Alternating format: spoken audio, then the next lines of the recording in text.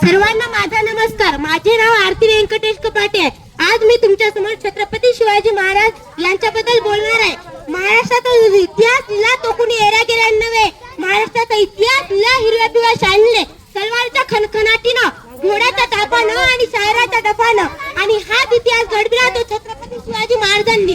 मुद्राच्या शिवरायांना, रयतेच्या राजाला, ज्याच्या भक्तीला जोड नाही, शौर्याला तोड नाही, जो अथांग आहे सागरा समान, ज्याच्या क्षेत्रामध्ये आभाळाचा सन्मान, जो त्या सूर्याची शान, मराठी मनातला धगधगता अपमान, आणि काळीज आहे सह्याद्रीचा, ज्याला शंभूचा अपमान.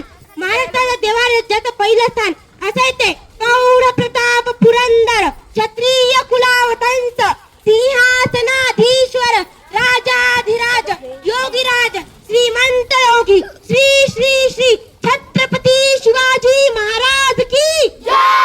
छत्रपती शिवाजी महाराज की जय. बंदुकीच्या जोरावर आणि हंटरच्या धाकावर, अहो बंदुकीच्या जोरावर आणि हंटरच्या धाका, मी अनेक वाघांना माणसाप्रमाणे जगायला शिकवणारी माणसं बघितली, परंतु बंदुकीच्या जोराशिवाय आणि हंटरच्या धाकाशिवाय मी त्याच माणसानं वाघाप्रमाणे जगायला शिकवणारा एकच वाघ बघितला, आणि तो म्हणजे छत्रपती शिवाजी महाराज. आज आपण ज्या महाराष्ट्रामध्ये राहत आहोत ते महाराष्ट्र म्हणजे काय?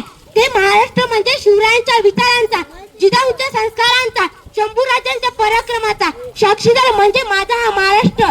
कष्टकरी शेतकऱ्यांचा, दीनदलितांचा आणि 105 हुतात्म्यांच्या बलिदानांचा, आणि त्या दिल्लीच्या तक्त्याला घाम फोडणारा माझा जिगरबाज मर्द मावळांचा माझा हा महाराष्ट्र.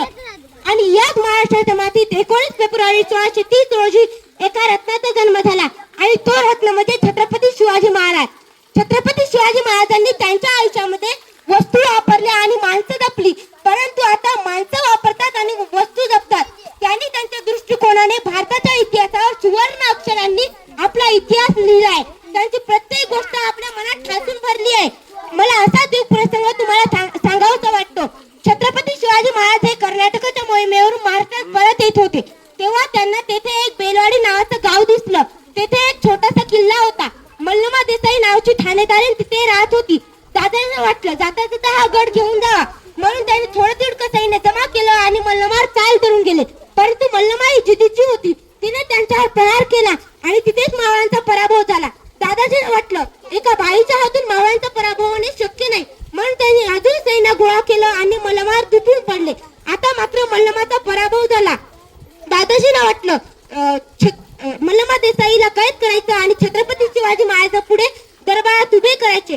तेव्हा मल्लमाला छत्रपती शिवाजी महाराज पुढे दरबारात उभे करण्यात आले. तेव्हा मल्लमा देसाई आत गेली आणि आपल्या छोट्याशा बाळाला घेऊन बाहेर आली. मल्लमा देसाईला वाटलं जसा प्रत्येक राजा आपल्या गुन्हेगाराला शिक्षा देतो तर हाही राजा मला शिक्षा देणार, म्हणून ती छत्रपती शिवाजी महाराज पुढे गेली आणि नतमस्तक झाली आणि म्हणाली, राजा मी तुमची गुन्हेगार आहे. राजा जी काही शिक्षा द्यायची असेल ती मला द्या.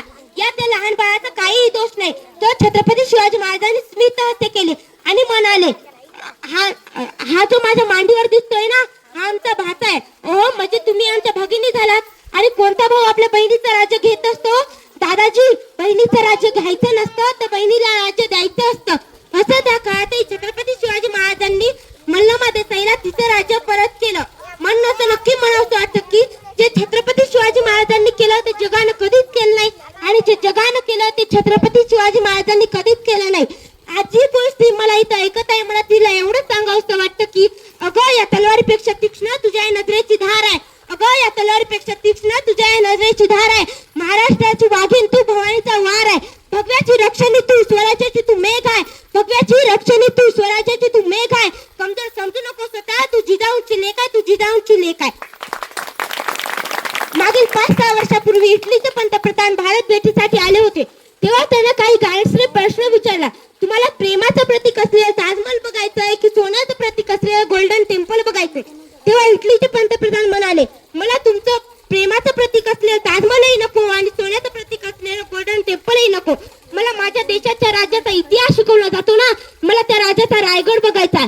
आणि सर्व गाईड्स त्यांना रायगड दाखवण्यासाठी घेऊन गेले.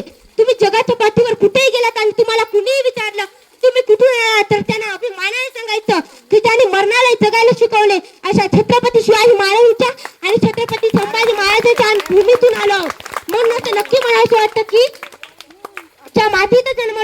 मातीचा रंग सावळा, ज्या मातीत जन्मलो त्या मातीचा रंग सावळा, छाती ठोकून सांगते मी शुभाचा मावळा, मी शुभाचा मावळा. शेवटी जाता जाता एवढंच म्हणते की देवाकडे एक फूल मागितलं होतं, देवाने अख्खी बागच दिली. देवाकडे राहण्यासाठी घर मागितलं होतं, देवाने अख्खा राजवाडाच दिला.